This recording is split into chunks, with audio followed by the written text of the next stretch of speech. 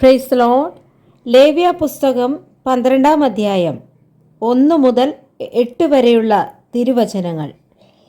യഹോവ പിന്നെയും മോശയോട് അരുളി ചെയ്തത്, നീ ഇസ്രായേൽ മക്കളോട് പറയേണ്ടത് എന്തെന്നാൽ, ഒരു സ്ത്രീ ഗർഭം ധരിച്ച് ആൺകുഞ്ഞിനെ പ്രസവിച്ചാൽ അവൾ 7 ദിവസം അശുദ്ധിയായിരിക്കണം. ഋതുവിൻ്റെ മാലിന്യകാലത്തെന്ന പോലെ അവൾ അശുദ്ധിയായിരിക്കണം. 8-ാം ദിവസം അവൻ്റെ അഗ്രചർമ്മം പരിച്ഛേദന ചെയ്യണം. പിന്നെ അവൾ 33 ദിവസം തൻ്റെ രക്തശുദ്ധീകരണത്തിൽ ഇരിക്കണം. അവളുടെ ശുദ്ധീകരണ കാലം തികയുന്നതുവരെ അവൾ യാതൊരു വിശുദ്ധ വസ്തുവും തൊടരുത്, വിശുദ്ധ മന്ദിരത്തിലേക്ക് വരികയുമരുത്.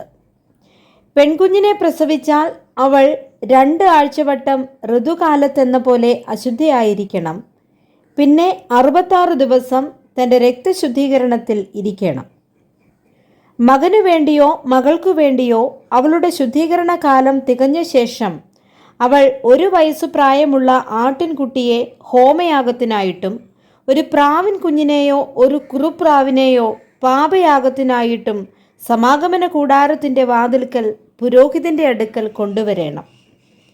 അവനത് യഹോവയുടെ സന്നിധിയിൽ അർപ്പിച്ച് പ്രായശ്ചിത്തം കഴിക്കണം.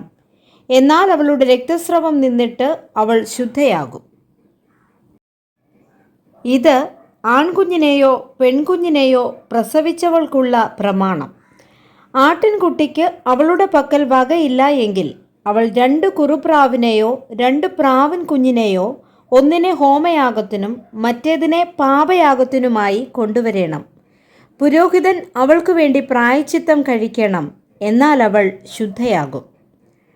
Praise the Lord. വായിച്ച തിരുവചന വേദഭാഗങ്ങളാൽ കർത്താവ് എല്ലാവരെയും സമൃദ്ധിയായി അനുഗ്രഹിക്കുമാറാകട്ടെ. ആമേൻ.